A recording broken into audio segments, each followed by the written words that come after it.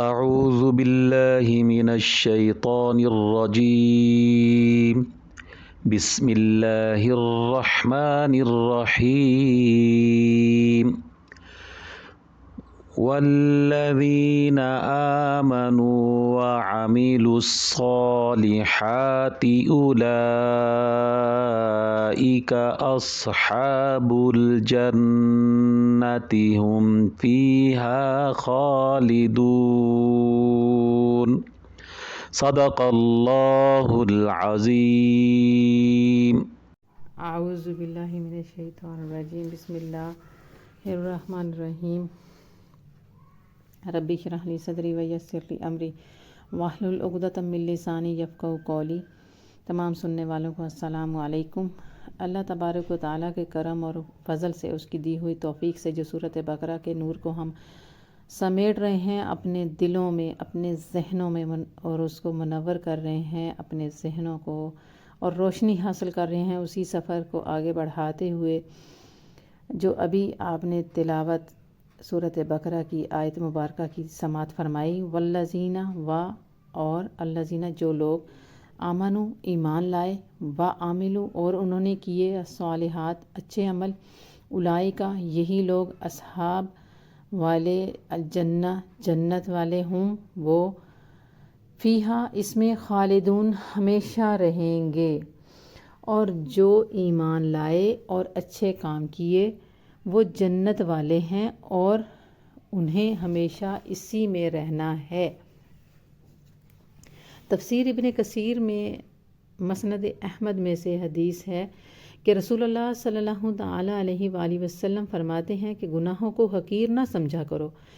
کہ وہ جمع ہو کر انسان کی ہلاکت کا سبب بنتے ہیں۔ دیکھتے نہیں ہو کہ اگر کئی آدمی ایک ایک لکڑی لے کر آئیں تو انبار لگ جاتا ہے، پھر اس میں آگ لگائی جائے تو بڑی بڑی چیزوں کو وہ جلا کر خاکستر کر دیتی ہے۔ پھر ایمانداروں کا حال بیان فرمایا کہ جو تم جیسا عمل نہیں کرتے بلکہ تمہارے کفر کے مقابلے میں ان کا ایمان ہے اور تمہاری بدعمالیوں کے مقابلے میں ان کے پاکیزہ اعمال ہیں، تو انہیں ابدی راحتیں اور ہمیشہ والی جنتیں ملیں گی۔ اللہ تبارک و تعالیٰ کا عذاب اور ثواب دونوں پائیدار ہیں۔ ضیاء القرآن میں مفسر فرماتے ہیں کہ قرآن حکیم میں جہاں نجات و بخشش کا اصول بیان فرما رہا ہے، نجات کا دار و مدار کسی قوم نسب سے وابستگی نہیں ہے بلکہ ایمان اور عمل صالح پر ہے۔ اسلام سے پہلے انسانیت کی تقسیم رنگ اور نسل اور وطن کی بنیادوں پر ہوتی تھی۔ ہر سفید رنگ والا خواہ اس کا نامہ اعمال کتنا ہی سیاہ ہو، ہر کالی رنگت والے سے برتر ہے، خواہ اس کی سیرت محروما سے تابندہ تر ہو، یعنی اس کی سیرت جو تھی وہ اچھی نہ ہو۔ ہر برہمن خواہ وہ کتنا ہی جاہل ہو، کندہ نہ تراش ہی کیوں نہ ہو، وہ افضل تھا۔ برہمن جو ہندوؤں کے ہوتے ہیں، ان میں وہ ان کے گروپ بنے ہوئے ہیں، گروہ بنے ہوئے ہیں، شودر برہمن اس طرح سے، تو وہ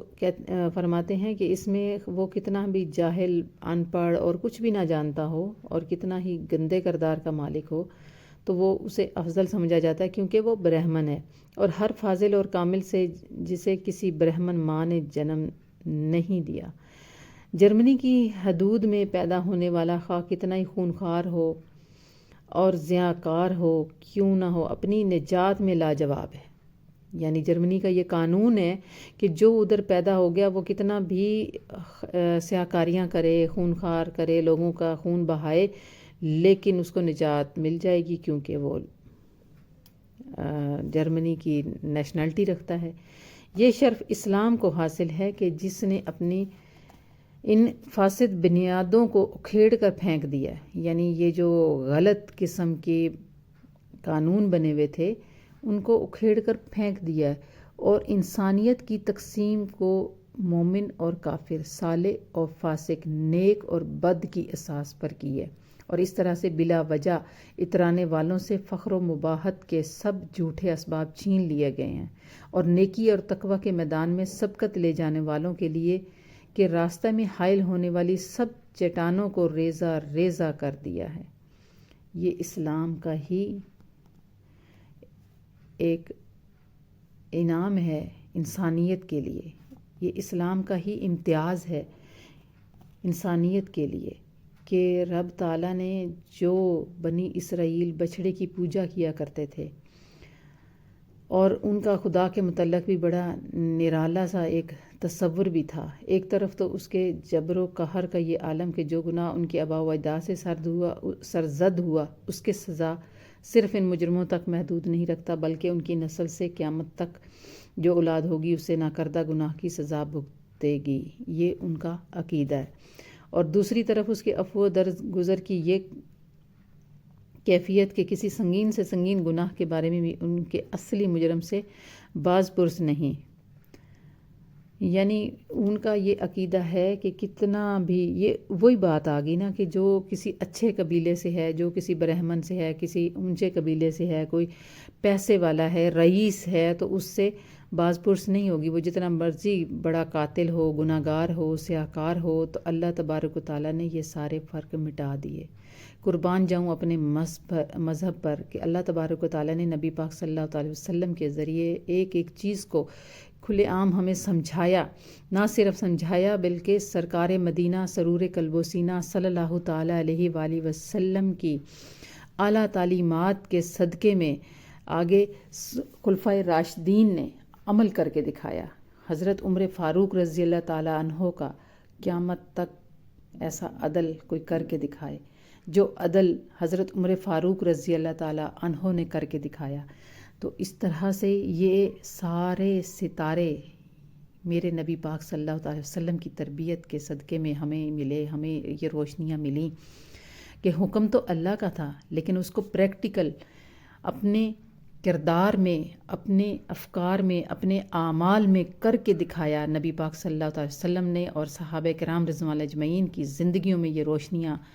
آئیں اور وہ روشنیوں کا عکس آج تک ہمیں منتقل ہو رہا ہے، اور انشاءاللہ اللہ تبارک و تعالیٰ کے فضل اور کرم سے قیامت تک کی آنے والی نسلوں کو یہ اسی طرح سے